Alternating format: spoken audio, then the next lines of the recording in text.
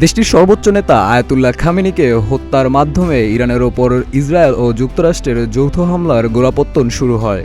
যুদ্ধ শুরু হওয়ার পর এখন নেতৃত্বশূন্য দেশটির পরবর্তী সর্বোচ্চ নেতা কে হবেন সে নিয়ে এখন বাড়ছে আলোচনা। এবার আয়াতুল্লাহ আলী খামেনির ছেলে মোস্তফা হোসেইনি খামেনিকে ইরানের পরবর্তী সর্বোচ্চ নেতা হিসেবে বেছে নেওয়া হয়েছে বলে দাবি করে আসছে ইসরায়েল ও যুক্তরাষ্ট্রের কয়েকটি গণমাধ্যম।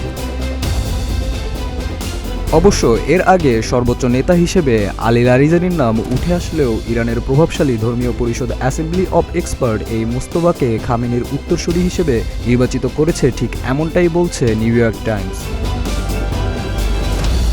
যদিও খামেনি তার জীবদ্দশায় আনুষ্ঠানিকভাবে কাউকে উত্তরসূরি হিসেবে মনোনীত করেননি, যার প্রেক্ষিতে নতুন সর্বোচ্চ নেতা নির্বাচন করতে গঠিত হয় 3 সদস্যের একটি অন্তর্বর্তী পরিষদও।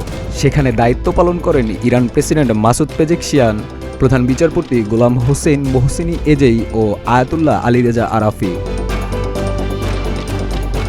সর্বোচ্চ নেতা নির্বাচনের প্রতিবেদনটি প্রথম ইরান ইন্টারন্যাশনালে প্রকাশিত হওয়ার পরই যা যুক্তরাষ্ট্র ও ইসরায়েলের সংবাদ মাধ্যমে গুরুত্ব পায়। তবে নিউ ইয়র্ক টাইমসের খবরে বলা হয় ইরানের কট্টরপন্থীদের বিজয় হয়েছে মুস্তফাকে খামেনির উত্তরসূরি হিসেবে বেছে নেওয়ার বিষয়টি।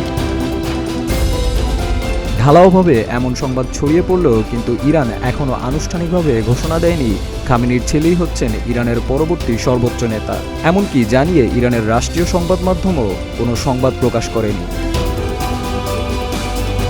যুক্তরাষ্ট্র প্রেসিডেন্ট ডোনাল্ড ট্রাম্পের ইরানের ওপর দফায় দফায় হুমকির পর 28 ফেব্রুয়ারি অপারেশন কিউরিয়ালন কার্যকর করে যুক্তরাষ্ট্র। আর তাতেই 36 বছর দেশ শাসন করা খামেনি যুক্তরাষ্ট্র ও ইসরায়েলের যৌথ হামলায় হন নিহত। শুধু খামেনিই নন, এতে প্রাণ হারান তার মেয়ে, জামাতা ও নাতনিও। এই হামলায় গুরুতর আহত হন তার স্ত্রী মনসুরেহ খোজাস্তেহ বাগেরজাদে। তবে পরবর্তীতে তিনিও মারা যান বলে নিশ্চিত করেছে ইরান। ইরানের রেভলিউশনারি গার্ড কোর্পস জানায় প্রয়াত খামেনিকে দাফন করা হবে মাশহাদে, যেজন্য তেহরানে একটি বড় স্মরণ অনুষ্ঠানেরও করা হবে আয়োজন, কিন্তু তাকে সমাহিত করার তারিখ এখনও ঘোষণা করা হয়নি। শাহরিয়ার হোসেন সৌরভ, প্রতিদিনের বাংলাদেশ।